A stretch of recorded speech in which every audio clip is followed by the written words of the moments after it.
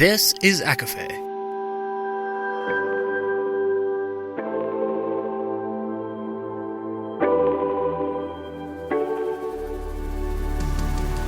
Laura Marie and Jessica Marie proudly present A Court of Fandoms and Exploration, a podcast. Fair warning, everything the hosts say is explicit, full of spoilers and adult content and shall not be used against them. They have opinions.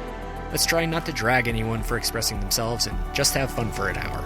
We all deserve it. This episode does not contain spoilers, but does mention Cruel Intentions, Jawbreaker, She's All That, and Jennifer's Body. For full list, please see show notes. There's also conversation surrounding death of a parent, fat phobia, EDs, and sexual assault. Please see show notes for more. Hi, everybody, and welcome to A Court of Fandoms and Exploration, your weekly deep dive into the YA literature and fandoms that we love. I'm Laura Marie. And I'm Jessica Marie. And today we are discussing the 1999 cult classic Drive Me Crazy, which is based off of the book How I Created My Perfect Prom Date by Todd Strasser. I have a confession, Jessica Marie. Are you ready to hear it? Always.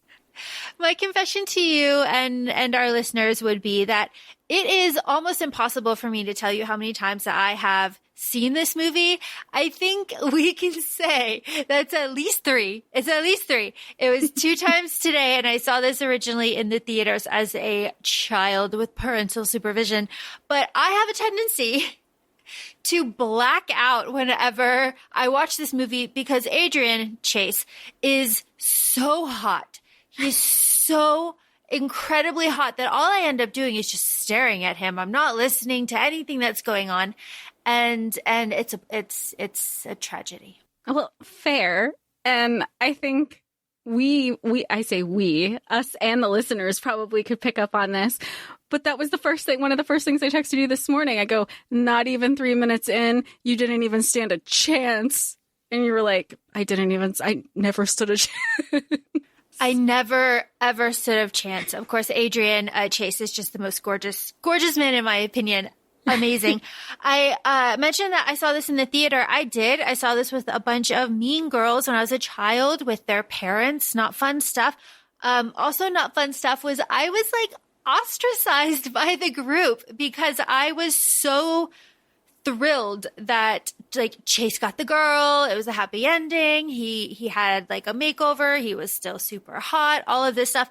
I'm putting them in friend group, quote, quote, quote, because obviously they were not true friends. That friend group hated this movie because they were in love with Brad. Okay, so Alicia is problematic and Alicia is one of the characters in the movie, but I find it very, sometimes she makes some good claims. What does she quote about Brad? He has the appeal of toast. So she's not wrong there. That being said, Laura, you and I have been very open about the types we typically go after historically in our romantic relationships. And as Chase is very much your type, he's very passionate. He's an activist. He is well-rounded. And like he even leaves a voicemail for his ex-girlfriend at the time about why high school is problematic.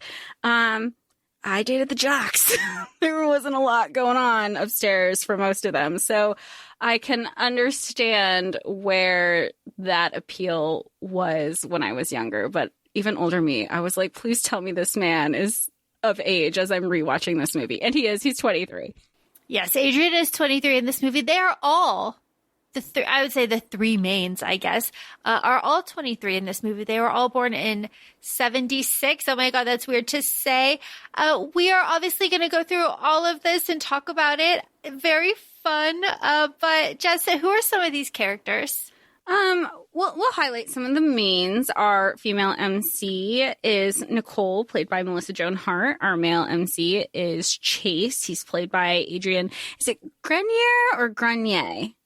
I don't know, but the spelling is there. You have Susan May Pratt, who plays Nicole's best friend, Alicia. And then you have Allie Larder, who plays Chase's girlfriend / ex They're very on and off again. She plays Dulcie. I feel like those are like a lot of our mains. And then of course we have like the friend group. I don't want to say that they're no-name actors. I just haven't seen any big roles that they're in. But we'll get to that when we keep discussing the movie. And also the jump scare of the dad from Seventh Heaven. Yeah, we won't. He's problematic in the movie. He's problematic outside of the movie. And that's what we'll say there. Yeah. Jump scare, trigger warning, all of that to him. And Seventh Heaven was strange anyway. Okay. Honestly, think about it. Honestly. Have you seen the rewatches on TikTok where people are like, let me recap this episode for you in an hour, like a minute and 30 seconds. It's so good. I probably should. I probably should. I need some comedic relief because that show sucked the life. It's traumatizing. It is. It sucked the life out of everything. Okay. But Drive Me Crazy was and is a movie that I felt as a child was not very good. Did you rewatch it with a different appreciation now that you're older? No,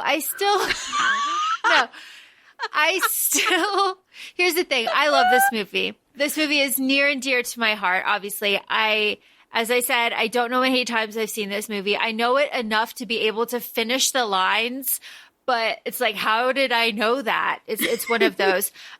This movie is like kind of objectively bad, right? Like the acting is not right. Like there are no Oscars here. As are most teen movies of the late 90s that we know of. This is true. I don't know. I just remember coming out of the theater being like, well, that was that. Well, maybe that's why, maybe that's why the Mean Girls were just like holding on to Brad for dear life because they were like, I gotta like something in this movie. Wait, now that I'm thinking about it, when did She's All That come out? 99. Okay, so depending on when the timing came out, probably the lack of massive dance choreographed scene is probably a reason where I was just like, oh, this isn't very good and the acting is bad. Yeah, so, okay, I just looked this up now. She's All That came out January 99, and then Drive Me Crazy came out in August 99. So there's a good, like, almost 9 months between the two. That you have the dance choreography, you have, the only difference is I feel like obviously the title song to this movie is Britney Spears' Drive Me Crazy. That has more of that dance sequence that probably propelled the movie further because I think we've discussed too. I didn't see the movie in the theater. I knew about the song and the song led me to the movie. Which is so funny, and we'll get to that in the fun facts, and Melissa Joan Hart having opinions about that. And she admits her faults in that, but very fun stuff we'll get to at the end. Okay, let's just like dive into this. We have our yellow font opening. It's very comforting. I'm in a 90s movie. The yellow font is there taking me home. Really great. We open a nice street with our dark house and our lighthouse right next door to each other. Very fun. This is all set in Utah, by the way, filmed in Utah. And Melissa Joan Hart is there. She has a yellow top on to match the yellow font on the opening. And she is on the phone to her frenemy Alicia. She doesn't know that she's her frenemy at this point. I don't know how. That was a little bitchy comment that she made, and I was just like, that's not your friend from the first moment. Right. Yes, I agree with you. However, the character doesn't because she is very much like even when she's cruising in the car later in the movie with Chase is like, she's kind of a bitch. And she goes, no, like that's misconstrued. You guys don't get it. She's a little, she's very particular. She is a certain way. She was very protective and defensive. So I feel like she doesn't know that she's her frenemy at this point. She thinks that she's in her corner. Like she's just like a super honest friend. She tells it how it is. Yeah. Yeah, one of those. Oh, goodness. But not like, I think she genuinely doesn't see her as an enemy. Maybe it's rose-colored glasses when it comes to her. Which is funny and interesting, and we will touch on that a little bit later on. This red halter, it is a lot of things. It is cute. It is fashionable. Would wear it is today. Not slutty. It is not slutty. It is not slutty. Everything is very tight and like together, and there is not a lot of revealing. But would I wear to school? It is what it is. It is what it is. She looks amazing.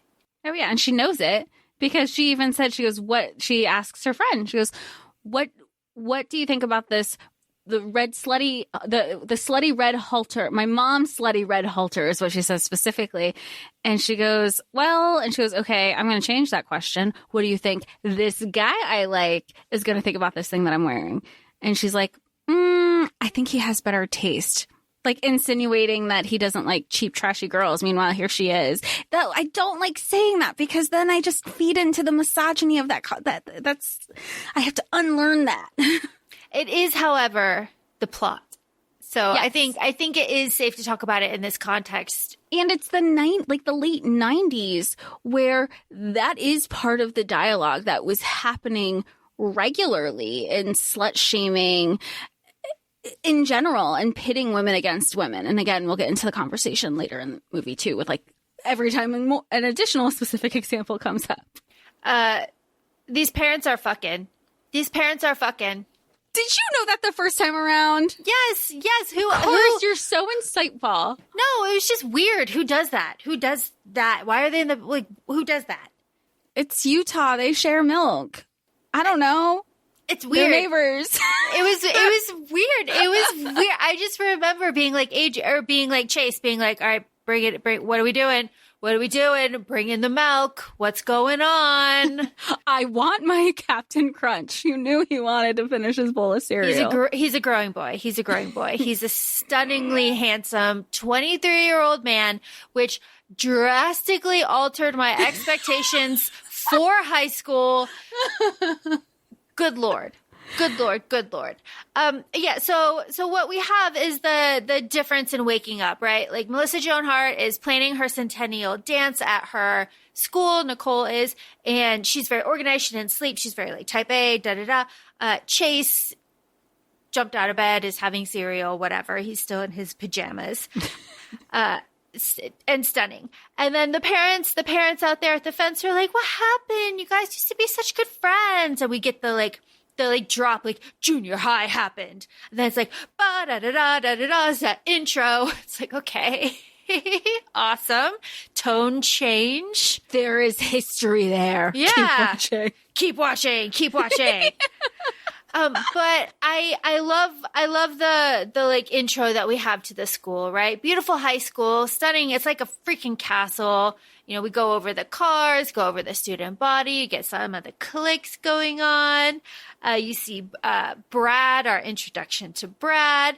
And then you have another kind of showing what's going on with Nicole and all of her friends doing like preppy.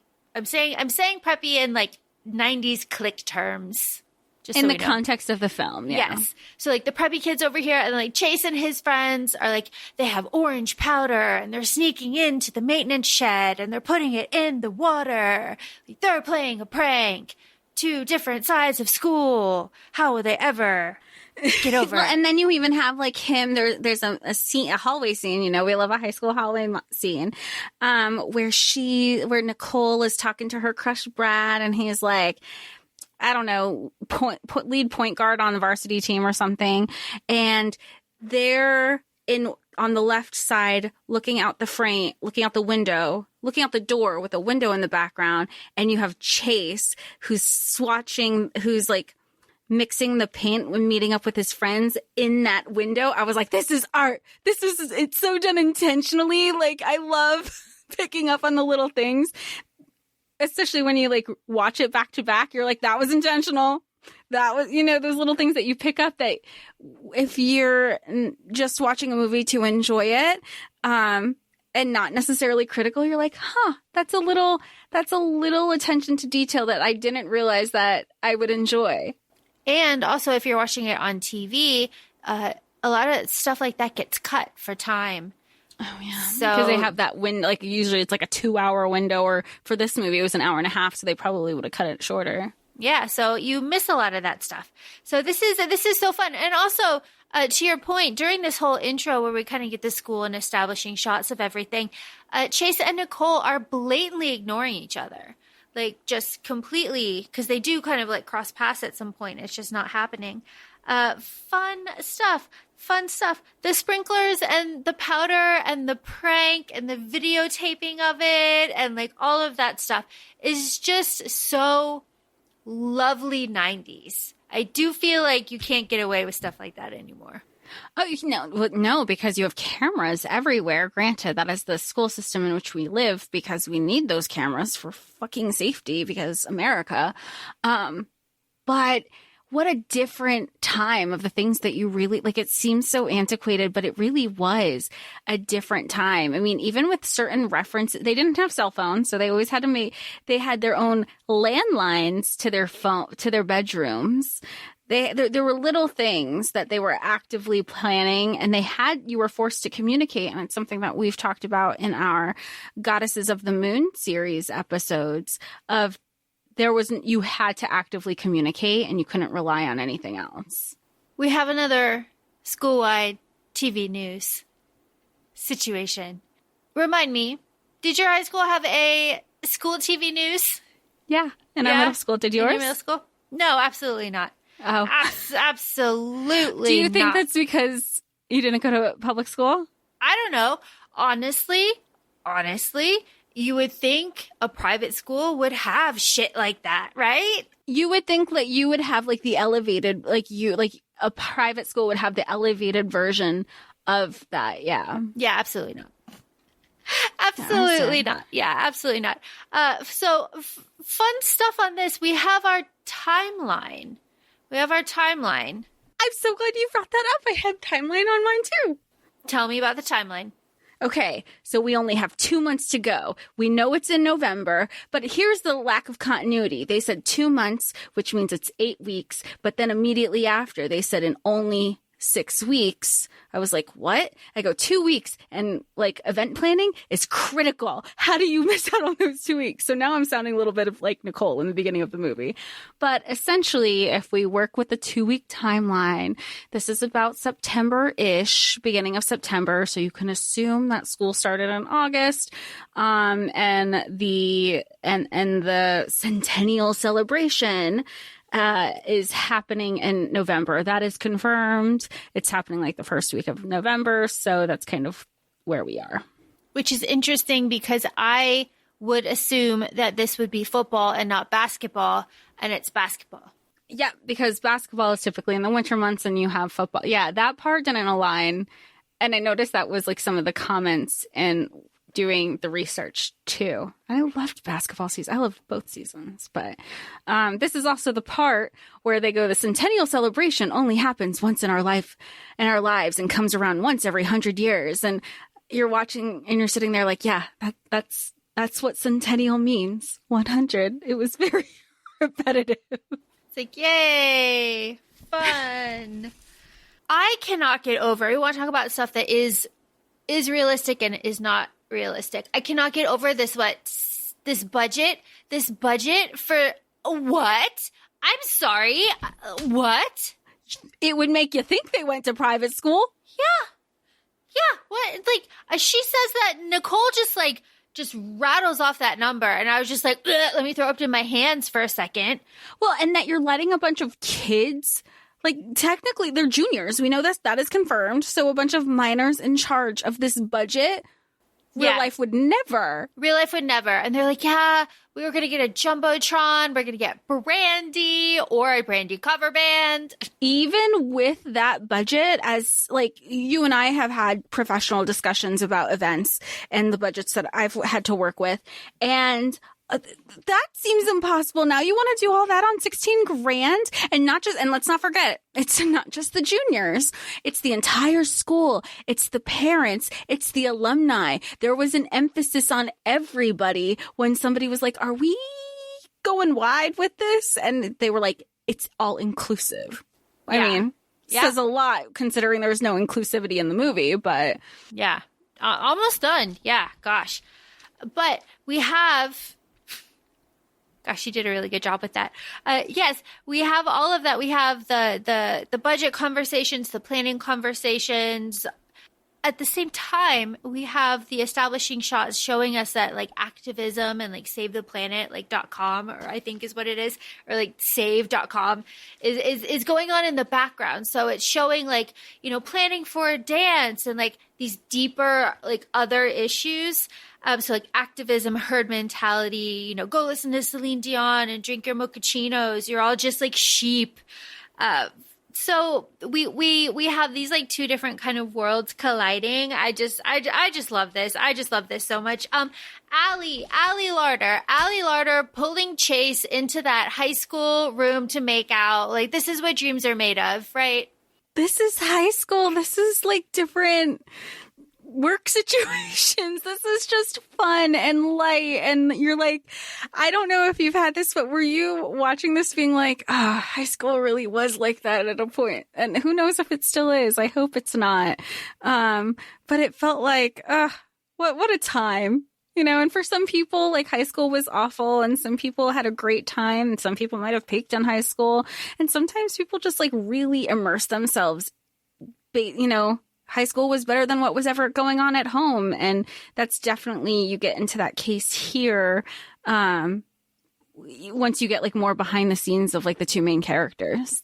And also we get kind of a look at Dulcie's character too. 'Cause she's like, you really showed them with your stunt. Like, you really woke them up. Like, I was laughing when it got to the table. And he's like, but you never laugh.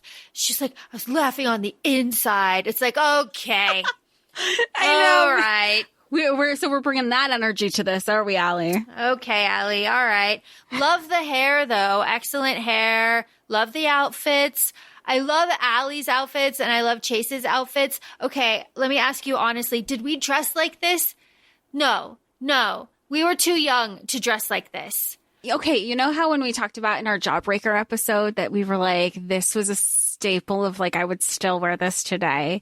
There's not, or like even with Jennifer's Body, we like the pink tracksuit with the red hearts. I know for a fact you have a pink sweater with red hearts. Nothing is sticking out to me on Nicole's outfits, but everything's sticking out to me on Allie Larder's hair. Yes, everything is sticking out to me with Allie Larder's hair. Everything is sticking out to me with Chase's hair, obviously. Great stuff.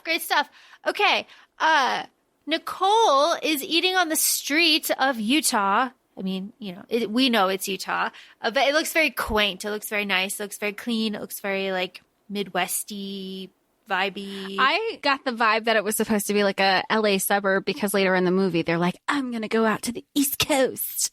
And it's like, oh, okay. We know this is Utah. We tried to play. We know this is Utah. Enough. But jump scare, we get to talk about, at this instance, Nicole's deadbeat dad and like set him up as just being like the worst. But also we get, this is where I start laughing. Like, Brad is like, hey, Nicole, you looked really good on TV. Like, what are you doing? Do you want to go to like Shoe World? Want to go to Shoe World? You want to go shoe shopping with me? And she's like, I just told you about my dad. I have to wait for him. And he's like, oh, I need new shoes for the game tonight. Big game.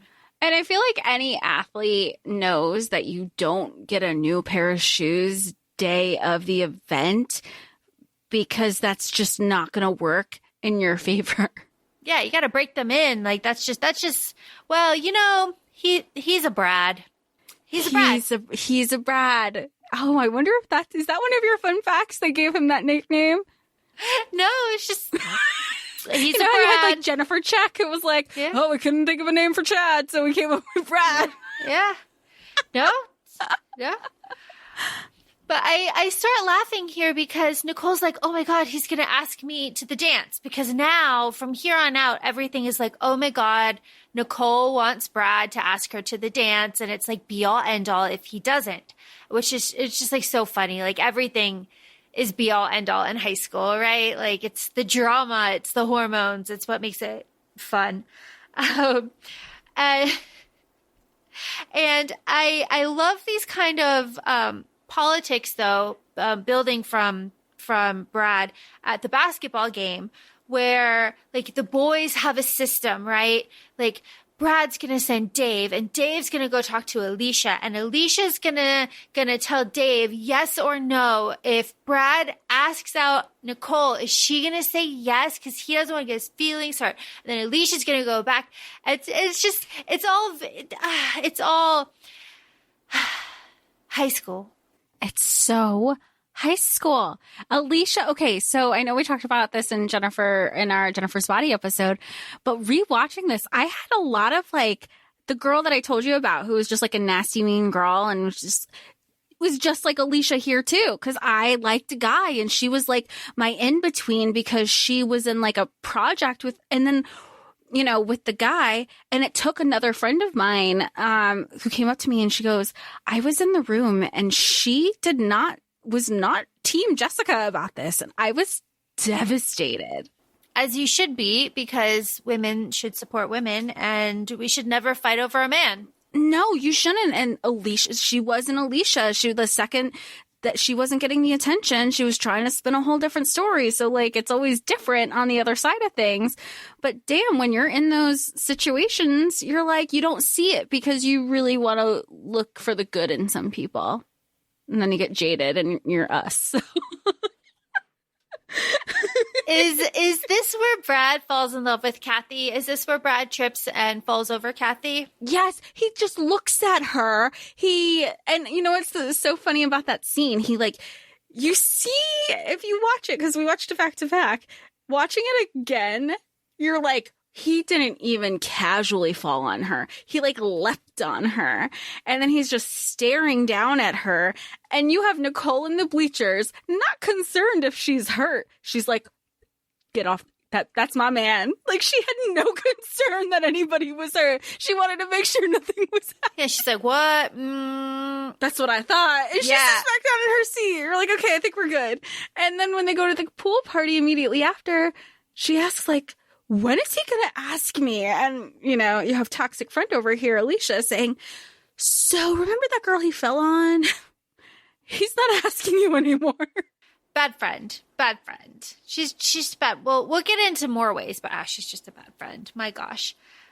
We have I love this. Obviously, I said I love this movie. I love this movie because they sprinkle in the plot in the beginning when it pays off at the end. So there's a line here. It's just a throwaway line of Chase and Dulcie and Ray and their like friend group or whatever, and they're all talking and they're like, Ray, when are you gonna take over the news? Like, when are you gonna like finally like tell everybody how it really is? And Chase is like, Ray's a plotter. One day we're gonna look up and the news is gonna be the real news. And then they just immediately switch over to the animal rights college bar and Chase being uninterested and Dulcie like being really into it. But that just like throwaway line is just like a huge reveal later on in the movie. I didn't even pick up on that part. Really? No, it's right in like glaring in front of me. Twice. I didn't pick on it either time. I have my notes. I go, I mean, I don't know what kind of, and I say this in air quotes, clique you would consider them because they're not emo. No. But they're not goth. Like, they were just, like, individualists, I guess. Like indie kids, I would say. Yeah. But I go, these are the conversations. I go, they're having the conversations. These were my notes. They're having the conversations I want to have with people that I definitely did not feel cool enough or smart enough to have these deeper, passionate conversations in high school. I wouldn't even know where to look. I never had conversations like this. I was too intimidated to have them. I agree, though, because they're like very serious and they're talking about the Dalai Lama and everything and like animal rights. And I think this is a college bar because they're saying like the lab's on campus and so the guy's in college dating a high school junior. So, okay, there's that. Yeah, but that's that energy that we've discussed in like previous episodes where when you're young, you don't even realize that because in that moment you're like, oh wow, somebody older, I'm so much more mature than these other girls. You are felt in those moments that you are different and special. 1,000% you feel special. Oh my God. Gross. This breakup, this is where the breakup happens. I kind of think that Chase is an asshole in this moment where she's like, why did you get so close? We can't talk up here. He's like, we talked in the car. I was like, boy what? being a boy. Yeah. What? What? No wonder she gave attention to Joshua. Joshua. I know. Joshua. She's like, come to Alf. He's like, no. He's like, your James Dean rebellion is a joke. It's like, we need to be on a break. We're heading in different directions. And he's staring at her like, what? He is such a golden retriever. Like, I adore him. And I especially adore this, like, very small montage we have of him being depressed. Just specifically where he's walking around in that big, stupid turtleneck and it's, like, all the way up to, like, his eyes. It's so funny. What are you doing? To the point where his dad is even like, are you okay? Are you high? And he's like, are you stoned? You haven't moved. It's 9:00. He's like, well, shouldn't you be asking me, son, are you ill? And I was like, ooh, touche. Yeah, he's not wrong. Like that should have been the first, like, are you okay? Why wasn't, see, they coded asking about mental health before, it was openly talked about. Yeah. It's like, shouldn't you? He was like, well, are you ill? He's like, no. He's like, so are you stoned? He's like, no. He's like, but you could tell me, I'd be cool. He's like, I know you would be cool. I've seen your yearbook. Onward through the fog. It's so good. It's so good. The dad's just sitting there like, but are you? Yeah, but are you like, but yeah, Chase is just like, That's when he gets up. That's when he gets up to just go to the party, right? Is that the point where he's like, I can't be here. Yeah. So Ray and Dave come and take Chase to the parking lot because Dave is trying to meet daughter Judy, and they get their wires crossed there. Meanwhile, Nicole and Alicia are at the party, and this is the pool party where you mentioned, and this is where she's finding out that. And again, the slut shaming, that slut, Kathy, she's like, I don't care if he loves her. Who's he taking to our dance? Like, I don't like. That's such a high school thing to do. It's like, yeah. But like, that's a rival school. What about we have shit going on. What about us? Oh, it's funny. So after Nicole finds this out, she starts taking shots at Never Have I Ever, which the questions were interesting. Did you pay attention to the questions? Yeah, I was shocked at the direction that the questions went. I wasn't expecting that, nor did I remember it. But my note was, never have I ever is always fun and games till it gets personal. And when you play with people who you know intimate things about, it gets really ugly really quickly, and it's no longer a good time. So I love a game of Never Have I Ever up until a certain point, and they crossed that point. They crossed that point in this movie because they were calling each other out on their individual things. Been there, not fun. Yeah, it was like, never have I ever kissed a girl. And Nicole's like, well, there I go. Never have I ever kissed Chase in 6th grade. Well, there I go. Never have I ever used a vibrator. There I go. I was just like, damn. Yeah. I was like, they are going hard for Nicole. Yeah. Yeah. Poor Nicole. She was going through it that night. I feel her. Yeah, and then she gets completely shit-faced, and Alicia, her friend, her toxic friend, does not want to drive her home, but does call her a DD. So, like... Can I just say, when she, like, what a shitty friend she was, because... like, she was like, ew, no, I don't want you throwing up on my leather interior. And all I could think about was my birthday. And you threw up on the leather interior from her. All over. And I was like, you're in your purse, down your dress, and your coat on the leather. And I was like, what a shitty friend. She wouldn't even go with her. And she calls her a DD. So, like, a shitty friend, but she calls her a DD. The only way that I accept this as, like, an okay friend thing is if put in the context of high school. It's not her car, right? Like, it's her parents' car. So like, unless her parents, like, bought her, even still, it's, like, her parents' car. So I can understand through that lens being like, bitch, no. No. Or even if she herself was drinking, we don't know. She's like, I don't feel comfortable getting behind the wheel. Let me call you somebody. Yeah. So like, and through the lens of that, it's acceptable. But we know that Alicia's a bad friend. So it's just like, you should have driven her home. Whatever. Fuck this. But we're here for the drama. And Designated Dave has Brad and Chase and Nicole in the backseat of that car. And that is funny. That is a funny moment. And you see it with toxic friend Alicia. She's looking and she was like, ooh, this is going to... She almost wishes she could be in that car to watch it play out. You see it on her face. And I love when Nicole yells at Brad. She's like, there are protocols. There are rules. You know, he's like, but I'm in love. He's like, high school love is for saps. I also like the point where he's trying to defend himself. And she's like... Just shut up. Puts her hand in her face, his face, tells him to shut up. And then he's like, I think I'm going to walk from here. Yeah, go walk, Brad. Yeah, she's like, get out of here, Brad. I love it. And then after this, we have our first moment of like softening between Chase and Nicole. Cause he's like, hey, Nicole, like you're a shit-faced, man. Like your mom's going to see right through that. Like I'll sneak you in the back. Like when we were kids, like, come on. And she's like, well, my mom's not home. And then he goes, okay. And then just walks away. Yeah, he was like, you could tell. He was like, you said, he's like golden retriever boy. Just trying to be like, I'm just trying to like look out for like this person I kind of had a friendship, like not even kind of, like they were best friends growing up. And it was like, he was reaching out his hand and she was like, fuck your hand. She was like, fuck your hand. I don't need it. But not 5 seconds later, she is drunkenly crossing out her yearbook and trying to like find a guy to take her to this dance, which is just so funny.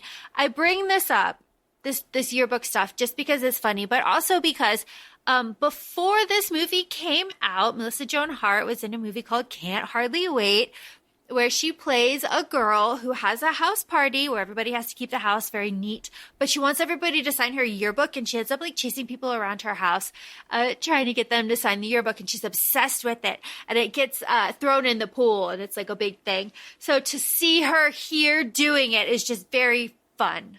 Now, I have a question. You still have your yearbooks. We go through them regularly.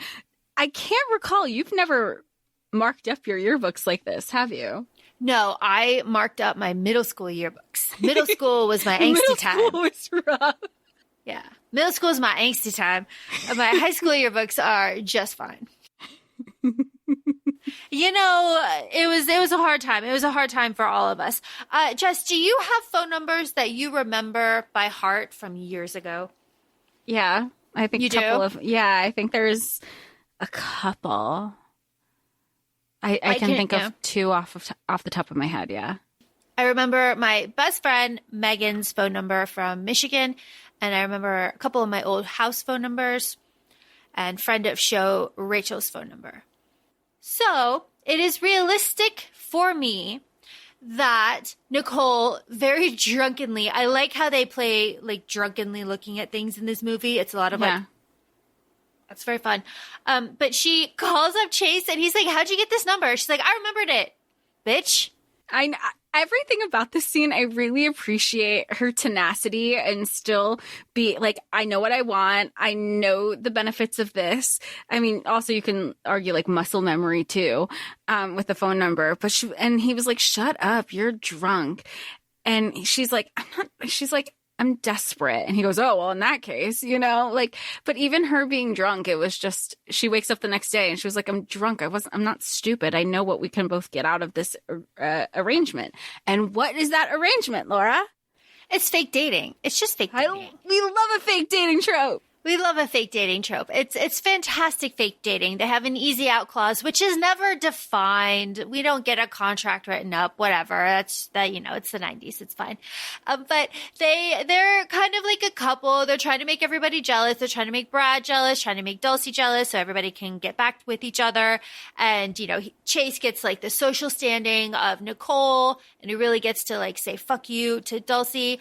And Nicole gets her hot neighbor. Honestly, I don't know what she gets out of it besides just being around him all the time. He's so hot. Yeah, and it's not even that, like, he gets a social standing. It was more to piss Dulcie off, if anything. He's like, oh, what's the thing that's going to bother her the most? Me doing the exact opposite of what she liked me for and thinking I'm changing.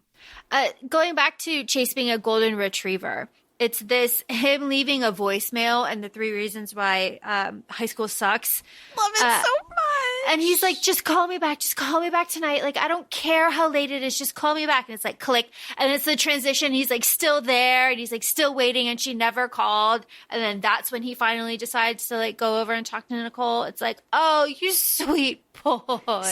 He's so nice. So the 3 reasons, and he's just like, I want to say ahead of his time, but it was just like conversations that I don't feel like I remember seeing in 90s movies. And he's like, there's rampant homophobia. There's no pep rallies, but let's not even get into the fact what pep rallies mean with like a fascist nature in general with all the banners and saluting.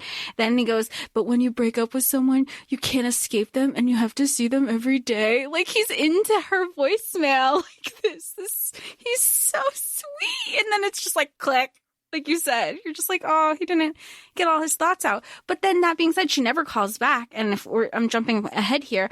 The first time he sees her at the bar, that's the first, she's listened to the voicemail. She still hasn't responded. And that's weighing on him. Poor kid. Poor kid. Oh my God. Poor kid. I love one of my favorite moments in this movie that is not a nonverbal moment. He pulls the phone that she drops out of her window. He pulls it out of his pocket and just like puts it on the table and nobody addresses it. He just like does it and keeps talking. And I laugh so hard every time because it's huge. It's so huge. And I love that, like, he, because right before that, I guess like the night before when they hung up, I like that he's looking at her like, you could tell in these like little, those little moments in the fake dating trope where they're like falling for the girl, where she drops the phone out the window and she's like, whatever, I'll deal with it later. And you could tell like those are like, that's the girl that I remember like growing up with. It's okay. So if we're talking about him, I know. If we're talking about the fake dating, then we have to talk about the mall makeover scene. The montage. Now, fun fact, Melissa Joan Hart has said that this is the worst, like, makeover in a movie for a boy ever put to film because he looked better before the makeover. 100%. 1,000%. Yeah. He didn't need a makeover. He needs to be cleaned up. Absolutely not. Make him dirty. Like he looked better. Dirty. I don't want to say dirty, but he looked better as himself than this wannabe. Yeah. At the Gap. Where is the money for this new Gap wardrobe coming from? BT probably dubs. From that $16,000 budget the school has. She's just like siphoning off a little bit to go get some new jeans and khakis. She's the spokesperson of the Centennial Dance. Why not? I mean, you got to go to extremes to get extreme results. It is what it is. What can we say? Honestly, I hate all of these outfits that she picks out for him. I hate, like, whatever. Did you're not a Gap girl. You weren't a Gap girl, right? No, I was not a Gap girl. No. But neither is Chase. He looks like ass in all of these outfits, just like pure ass.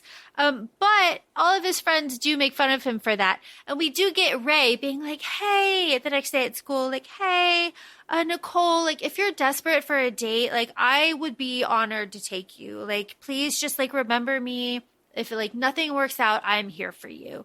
Again, just a little plot thing for Ray. This is, like, the second or third one so far for him.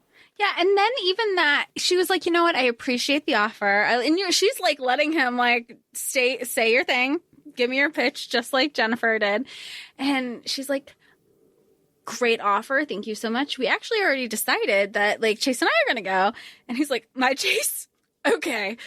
You call me still. He didn't believe it. Even when Chase walked up to play all, like, shy and coy at this new makeover, and he'd be like, hey, Nicole. Like, I love him so much. Yeah, it's just like, whoa. Where did that come from? I'm so kidding. This is stupid.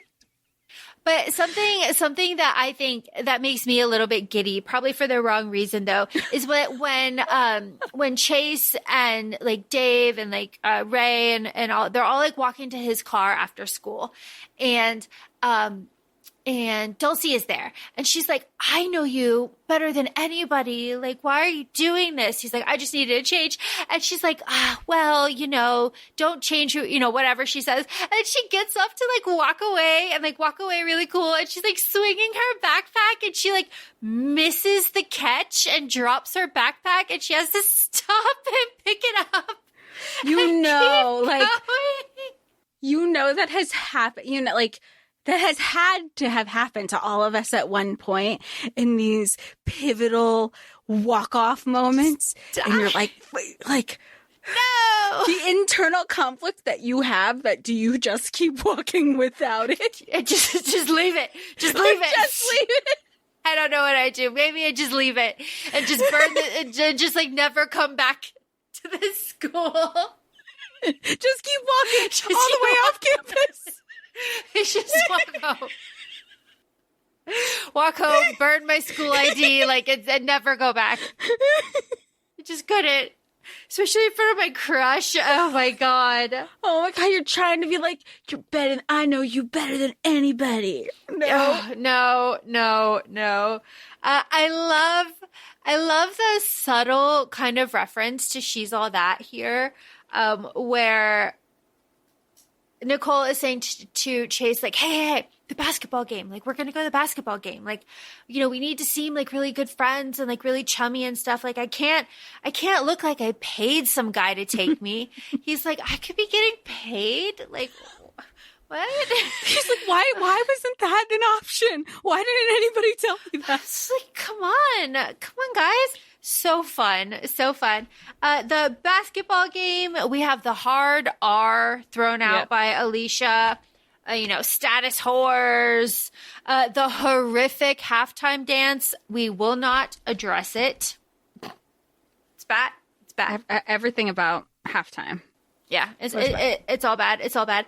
Chase bonds with the jocks about designated hitters in baseball. Very fun, very random. A very random thing to be passionate about, but fine. Well, and even Nicole knew that. She was like, I knew he could hold his own, but I didn't know he could hold it like this. Yeah, it's like weird, but okay. This is our, like, I guess maybe first major inkling that Dave is kind of jealous when he sees Chase being, like, really accepted by the jocks at the basketball game, because Dave is, like, the basketball manager, and he's, like, designated Dave, so he's, like, around all of the popular people but not part of the popular people. And they've already had the conversation, like, Ray, Chase, and Dave have had the conversation of, like, you're trying to be something that you're not. You're trying to be accepted by these people who don't accept you. Why do you keep trying so hard? And he's very much like Gretchen Wieners in the fact that, it's better to be in this position than, and who doesn't want to, and he says, like, who doesn't want to be appreciated? Who doesn't want to be liked? So, like, I feel, Dave, really hard with those people pleaser tendencies. I do too. I have never been in a situation where I've had to cruise a main street or cruise a broad street. Thank God. Seems like something. But we do have the conversation, Jess, that you referenced earlier, where Alicia is being discussed, and Nicole sticks up for Alicia, and then we have the speech that she gives about it. And she's like, when guys compete, it's like, really overt and it's really out there and it's like sports. But when girls compete, it's art. And Alicia is an artist. Yeah, which is so interesting that she recognizes this in her friend, but doesn't. But again, this goes to the rose-colored glasses of it all, because it's like, she would do this to other people. She wouldn't do this to me. Yeah, and she's like, no, screw you. Like, you think that Alicia is evil, your words, not mine. But, like, I think she just has a limited bullshit tolerance, and you don't understand it because you're a guy. Like, so I understand these conversations. It just sucks that Alicia is actually evil, like high school evil. Not evil, high school evil. Exactly. Exactly. The keep on loving you in the car with the singing is very cute. It kind of reminds me of Cruel Intentions a little bit. Just sweet. Well, and everybody else is like seeing it too. They're like, they definitely have chemistry, but I can see the appeal because I want to have chemistry with Chase too, because they're cruising, they're doing their Broad Street, Main Street cruise in a convertible with the rest of, the town won. They won their varsity game. All the kids are out on a Friday night. The vibes are vibing, and everybody's going along with it. And they're heading to the drive-through. I guess it was like the drive-in dining. It's kind of like their Sonic. Yeah, Sonic. Fun stuff. Jump scare, deadbeat dad, hot air balloon. I think I laughed out loud when he was like, read this book. It'll help you understand me. And it's Zen and motorcycle maintenance. And she was like, what the? And tosses it. Just chucks it. Too good. It's too good. I love it so much. She's like, yeah, I have trust issues with men. Where do you think that came from? I was like, drag him. I feel like because she's a minor, she's in that court mandated custody. Like, I have to see my dad like on the 4th Friday of every month. I have to do it. I have to show up. Second that she turns 18, she would have been like, I don't have to. Thank God I never have to show up for this anymore. Because he wasn't showing up for most of the time anyway. You're going to tell me he stood me up when I could have been, and again, the drama of it all. I waited Friday, 4:00, supposed to meet him. Never shows up. I could have been shopping for shoes with my crush. Oh, I would. That would take a lot on me. I could be doing this thing that I like. Yeah, livid. I would have been livid. Oh my gosh. Moving on from him, we have another Ray moment where Ray is the one who pitches. I'm just going to say the Adonis, the electrolytes. He pitches Cutes. them. Yep, electrocutes. Very, very sweet. We love the Adonis. And then we have the would you fuck Scully or Gillian Anderson? Honestly, that's a great question. I loved Chase's rationale behind it. Now, I've never watched X-Files. I just haven't. You love that is a show from your childhood. So I very much thought of you and the people that we know who love this and share the same affection. Great questions. I like the debate between Scully and Gillian. However, you can tell that it is a dated movie because the references now would be like, Sex Education, Gillian Anderson. And I think everybody would be like, well, I don't know. Both. Yeah. Both at this point. Because they're saying, like, at this point, like, Gillian would be representative as, like, kind of a uptight actress. Because they would, and they're just like, oh, actress or, like, pent-up Scully. I want Scully. At this point, I don't know between Gillian or Scully. Amazing.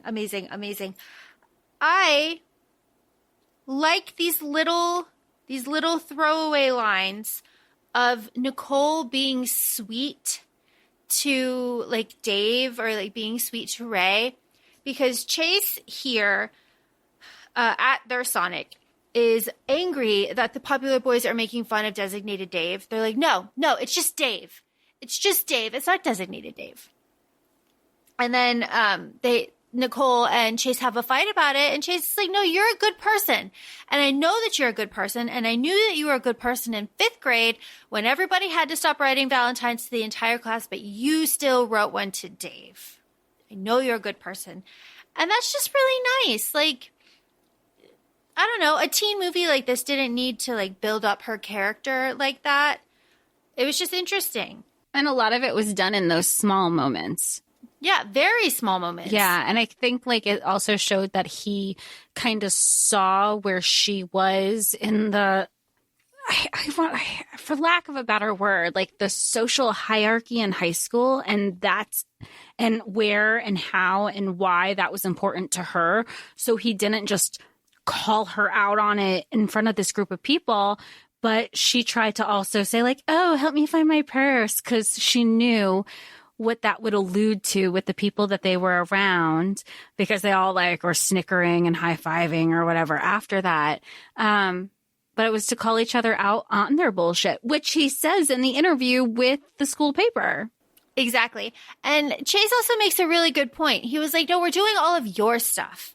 Like, this is all for you. Like, what about me? I'm supposed to get benefits out of this too. And she's like, yeah, you know what?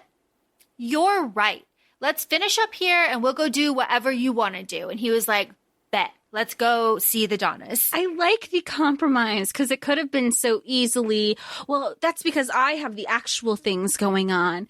And he's like, that's not what this is just about. Like, I still have friends, because initially he felt like, oh, I have to bail on my friends because I have this other thing. But I really want to go see this band, which we know is the Donnas, because they were bummed. They were like, oh man, like we really wanted you to come. They're playing tonight. They all have to have fakes again. Like, this is kind of the Bronze situation from Buffy, or they all have fakes because they're at this bar a lot. Yeah, a lot. And everybody is there. And I say that because we're going to say that later. But the mean girls are there, and they're playing mean to Nicole, and Nicole plays mean right back. She's just like, oh, we playing? Let's play. I know, and you see Chase so quick to like jump to her defense till he realizes, oh, she can handle herself. And even like, I guess you can say like Mean Girl 1 and Mean Girl 2. Mean Girl 1 was like, that's not the case, and Mean Girl 2 was like, calm down, she called you out on her shit, and you gotta respect that. And even then, she's like, oh, I like Nicole. She's like, oh, tell me about your piercing. Oh, let me see your piercings. Yeah, she's like, take your top off. Let's see. I love it. Like, put up or shut up. Like, enough. And she's dancing dorky. She's having a great time. It's really fun. And then, so, as this scene is happening, we get another scene of Brad and Alicia at a party. And this is when Alicia is like, you know, like, they're still at the drive-in. They're not even at a party. They're just like waiting in line at the bathroom. Yeah. And she's like, you know, Kathy's like super nice. And Brad's like, you know, it's actually like really nice that you're saying that, because these other girls are being like serious bitches about it. Like, thank you for that. And then Alicia's like, you know what? You're like better off with Kathy. Like, you're better off with, you know, not dealing with Nicole, you know? And he's like, yo, but like, you're her friend. And she's like, oh, best friends. We're best friends. But like, you know, she's a lot of talk, you know, like she doesn't really. She says she's all talk, no action. And even Brad was like, a lot of girls are. That's okay. Like, he was so sweet about it. He was like, yeah, that's most girls. It's like, it doesn't bother me. I totally respect that. Like, he's, you know, he's the himbo of himbos. Like, Chase might be the golden retriever, but Brad isn't that bad either. He's just a little. He's not. Yeah, you know, that might be a hot take, but I don't think Brad is a bad guy here. I think he's just kind of dumb and being manipulated, you know, like. Boys, you know, get lured very quickly because and he's like, yeah, all girls are like that, but like, it's okay. And she's like, not all girls. And he's like, well, yeah, he's like, what? Well, I mean, he becomes a boy again. Yeah, it's like, oh, okay. Who becomes a boy again.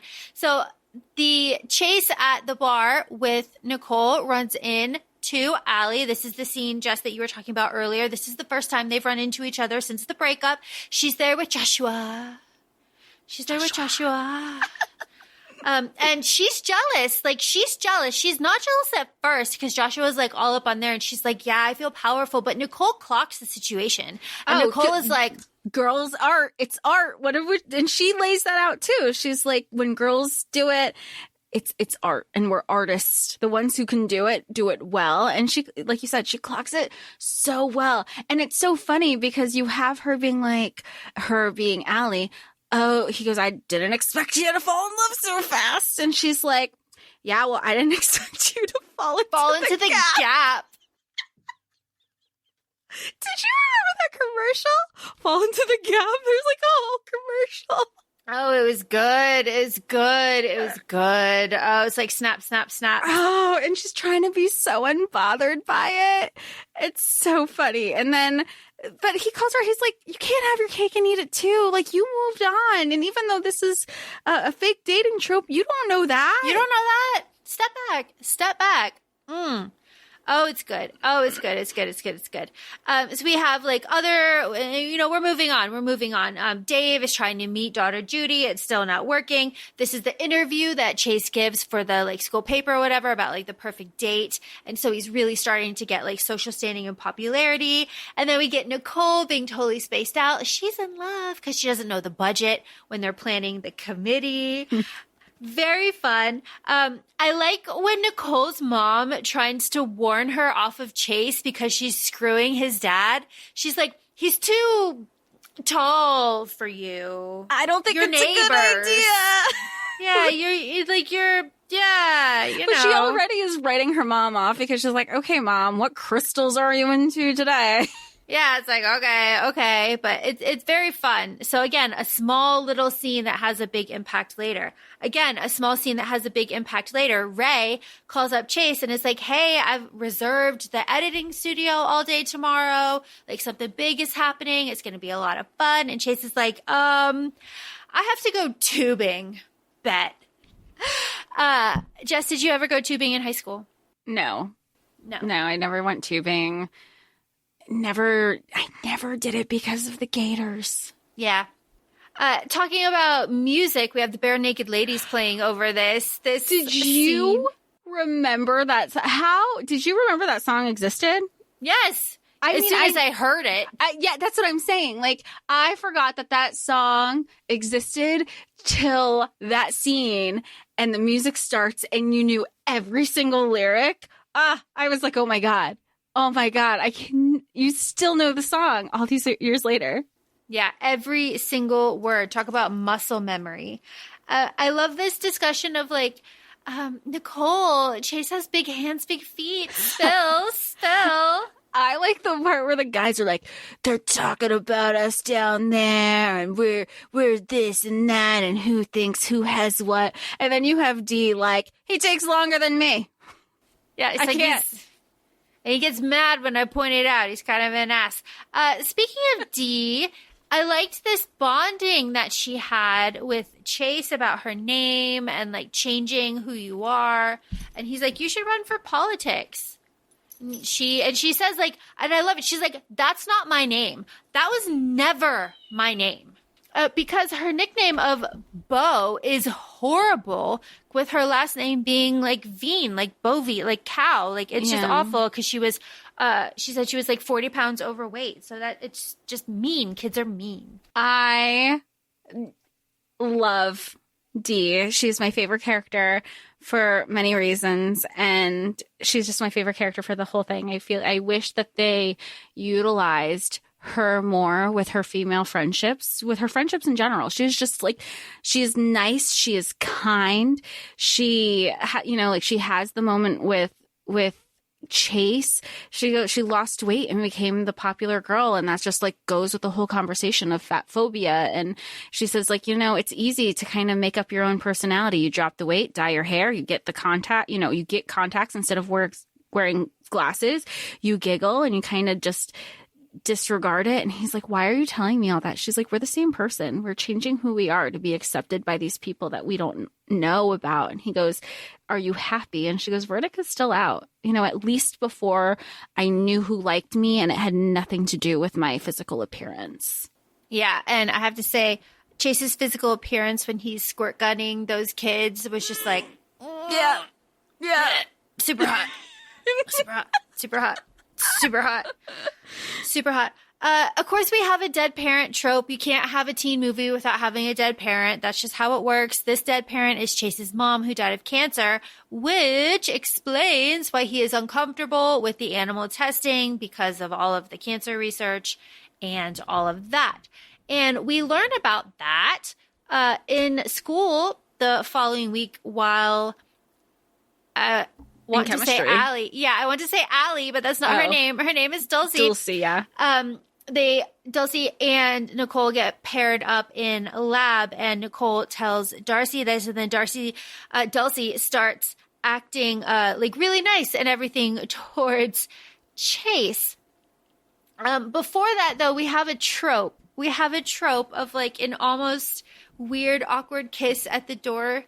And then she goes in the house and she like closes the door. And then there's a knock and she's like, oh.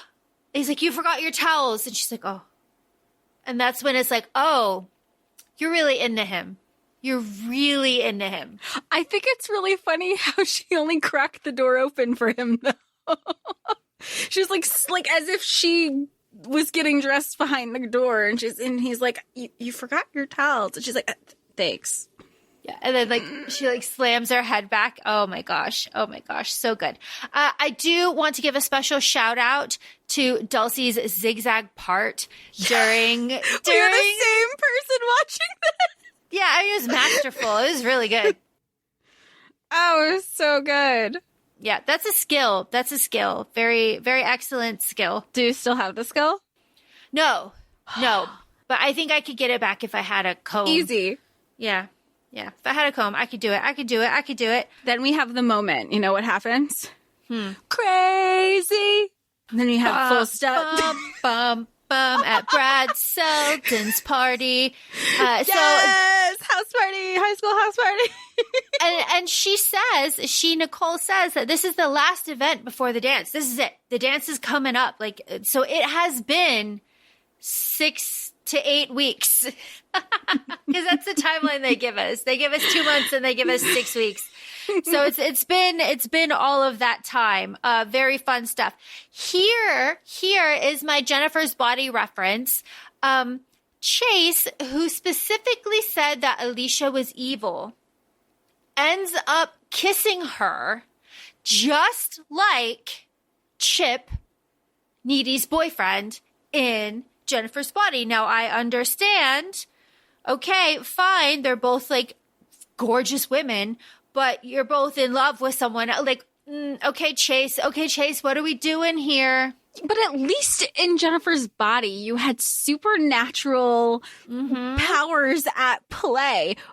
What supernatural power was going here except that she's a mean girl? And he knew this. He knew that she was a mean girl.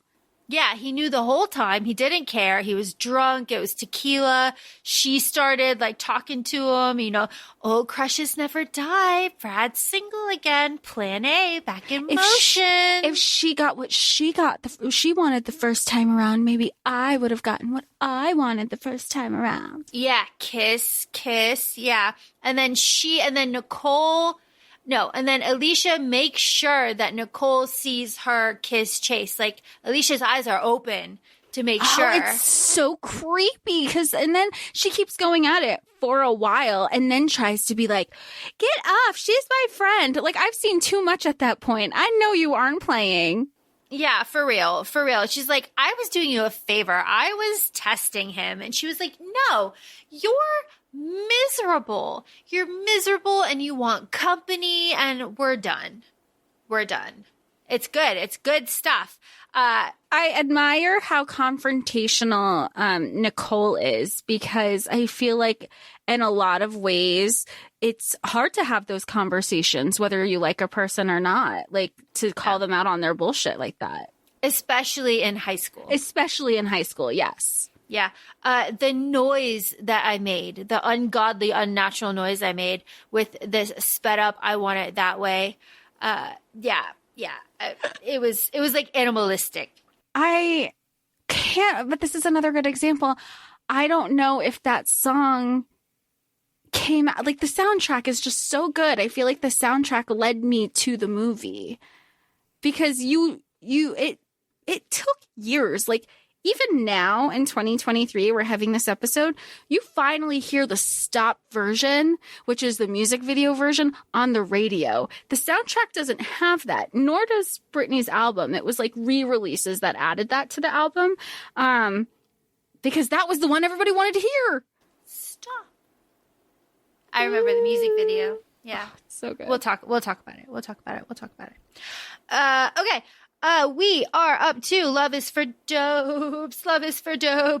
And drunk dialing and Chase drunk dialing designated Dave. And we have a boy fight. I like when we have a boy fight. You don't get a lot of boy fights very often. The boy fight with the friendship, or when Dave is like standing up for Dee's honor, when Eddie is an abusive, toxic, terrible, drunk boyfriend. The friendship. You do not get a lot of boy fighting friendships. And it was like, who was there? Who was at the party? Everybody was at the party.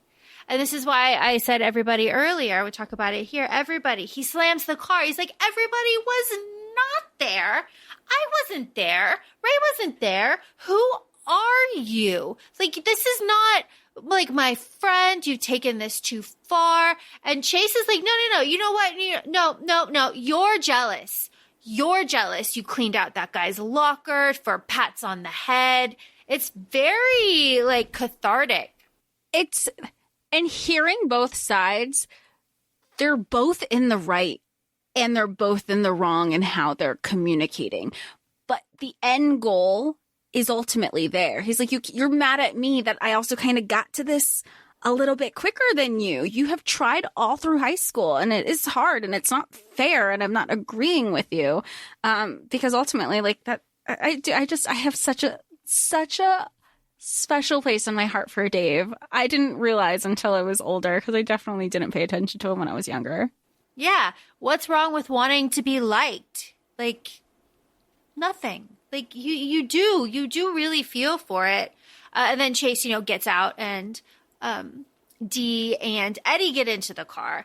And that is just a whole other fight with Eddie being so horrible. I can't believe he said the line, "You got lucky with a case of bulimia." Like, oh my God.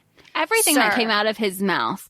Everything. And you can tell, like, this isn't the first time because she was like, he was pawing at her and she was trying to keep him off. And he's like, and Dave was like, not on my dime. Mm-hmm. Yep. And then she ends up pepper spraying him. Dave throws him out. It's all excellent. It's all excellent. We are up to like the backslide of this movie.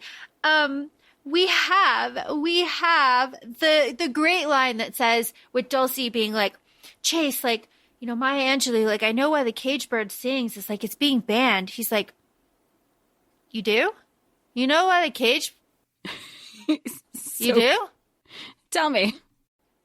Really? And she's like, pay attention. But he's so like distracted and hung up still on Nicole. I love it so much. And Chase and Dulcie are like essentially back together at this point. Yeah, this is it. Because then like he's going through the motions. Like, because you have that example you have where Dulcie's just so happy and she's like making out with him in closets again and she's into it. But he's clearly like, I guess I'll just physically make out with her, but there's nothing else going on. He's like actively trying to apologize to Nicole. And Nicole's like, I got to respect Nicole. She puts up the wall.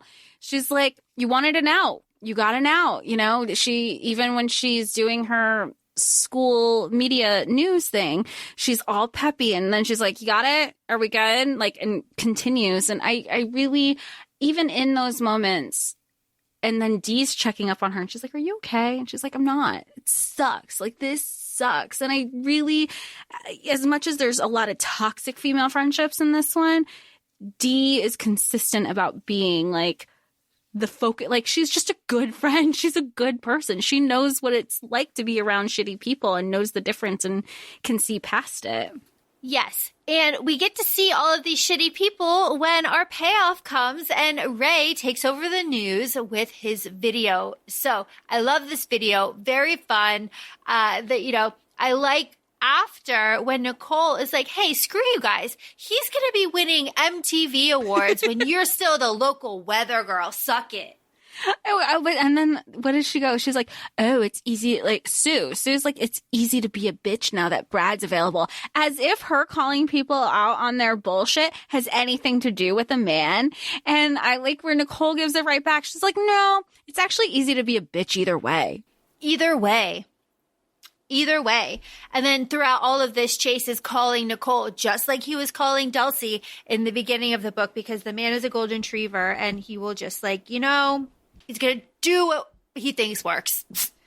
Poor, sweet boy. During all of this, Brad does ask Nicole to the dance. We can't forget that. That does happen. It just happens off camera.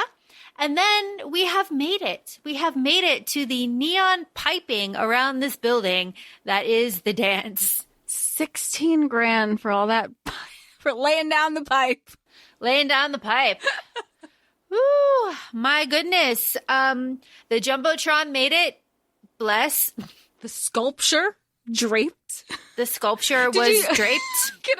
But you could tell that the budget was dwindling because they only had 2 bunches of balloons and they were at the front by the stage.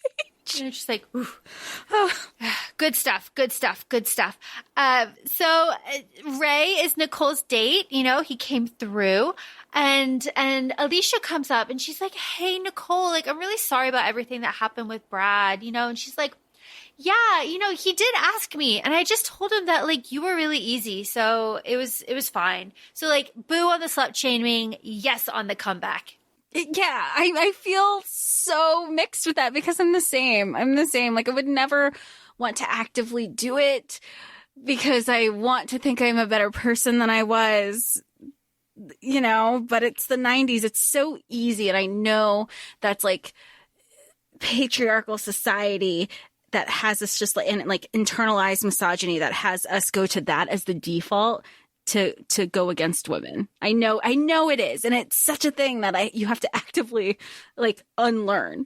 I love this parallel that we're at now where Chase and Dulcie are not at the dance. They are in the car and on their way to like some coffee shop situation. And they are in the car not talking. It is silent. The windows are down. They're like looking at each other, but they're not talking, which is a direct contrast at the beginning where they were talking in the car.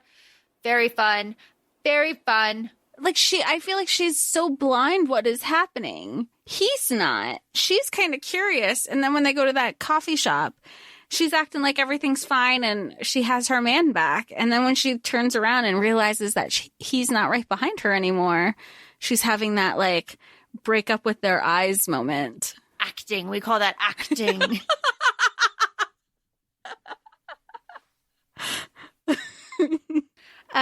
Again, trigger warning, jump scare. That dad from Seventh Heaven pops up again.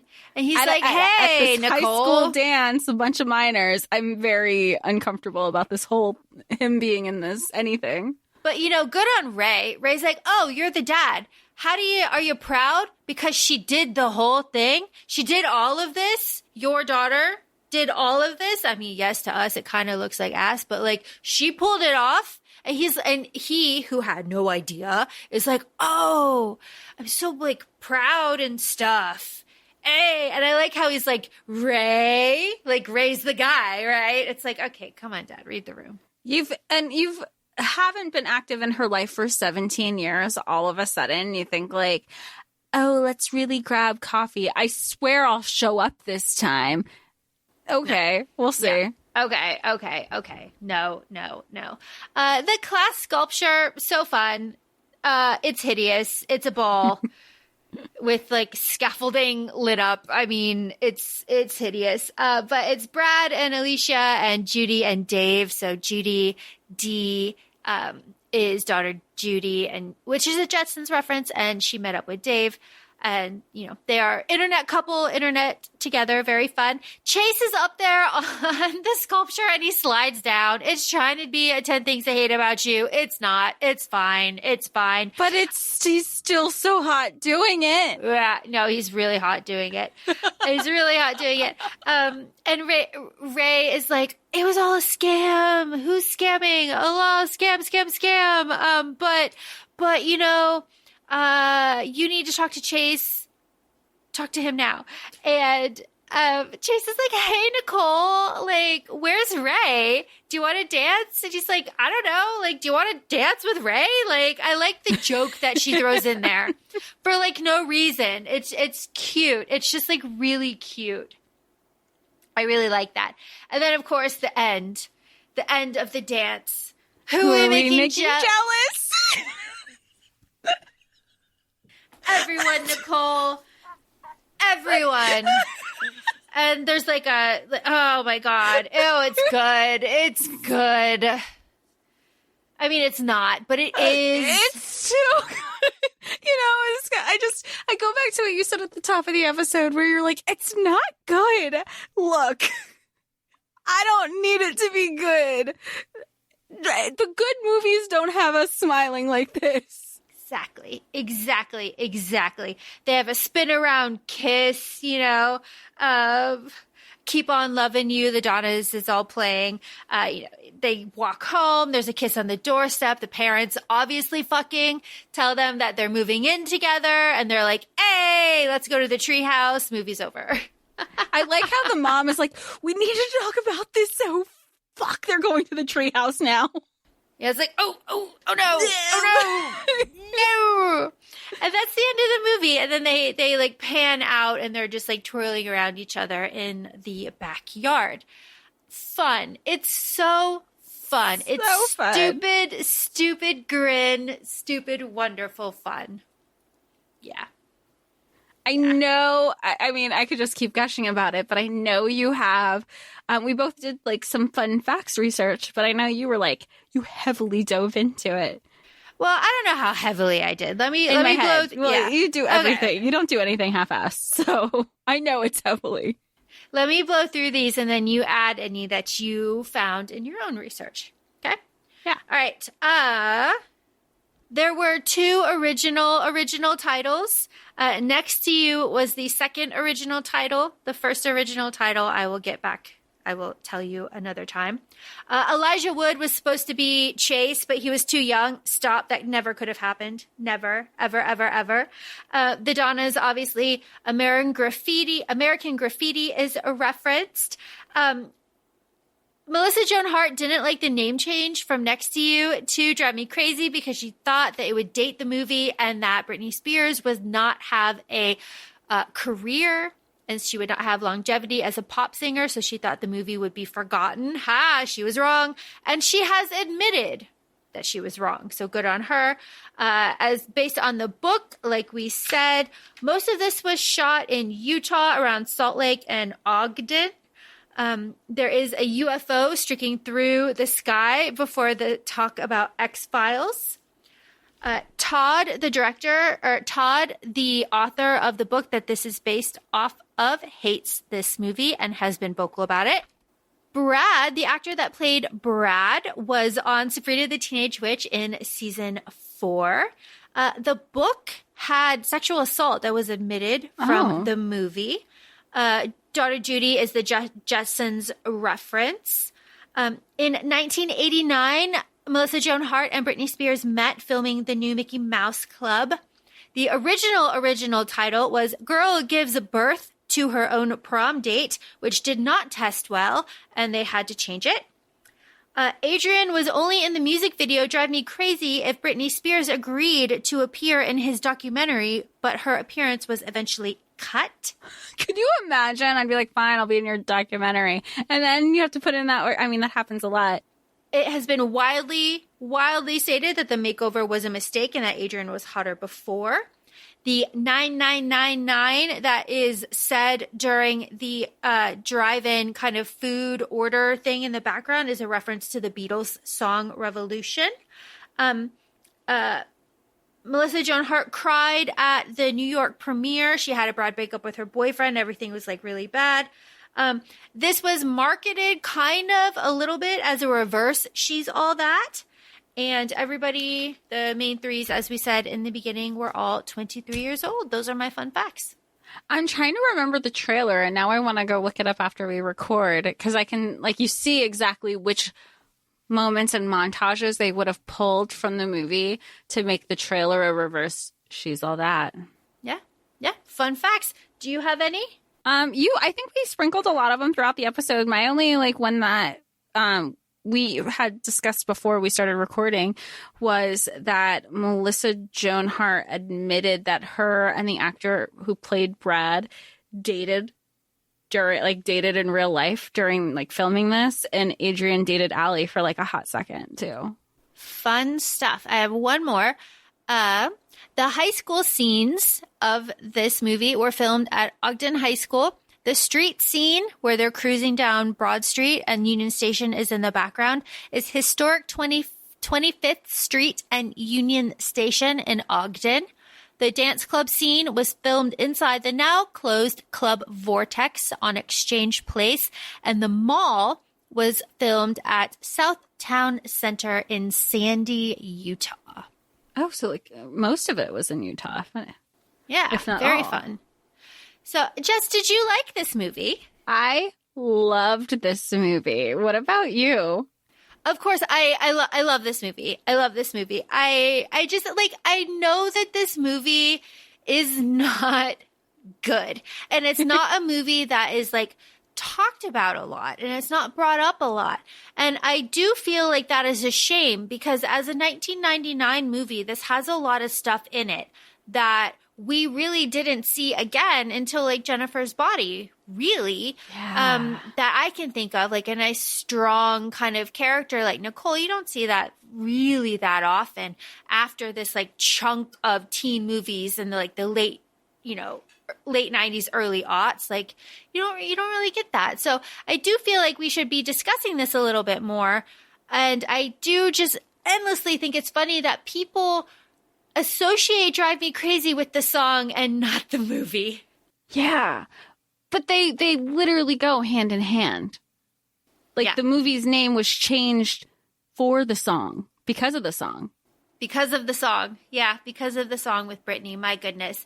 Yeah, super fun. Really love it. Hope more people watch it. And I'm very happy that it is on Amazon during this time of filming in May 2023.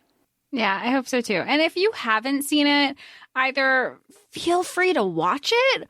I hope, we hope that this episode has made you want to go to watch it, or maybe rewatch it. And God help us, if you've never seen this, please know that like we've said, there are certain pop cultural references and even tech references that very much date this movie, but it goes with a lot of the movies that are, late 90s cult classics. I mean, we've said it before, they're cult classics for a reason. It's not because they were good. They've had increased popularity through the nostalgia that surrounds them. And don't worry, we will hit the trifecta of 10 Things I Hate About You, Drive Me Crazy, and Center Stage.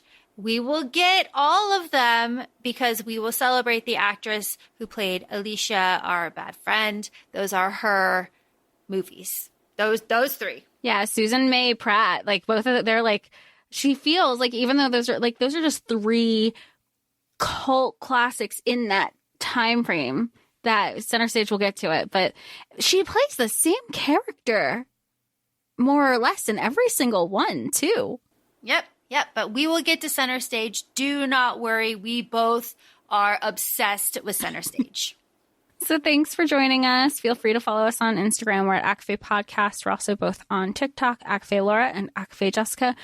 We hope to talk to y'all soon. Thanks. Bye. Bye.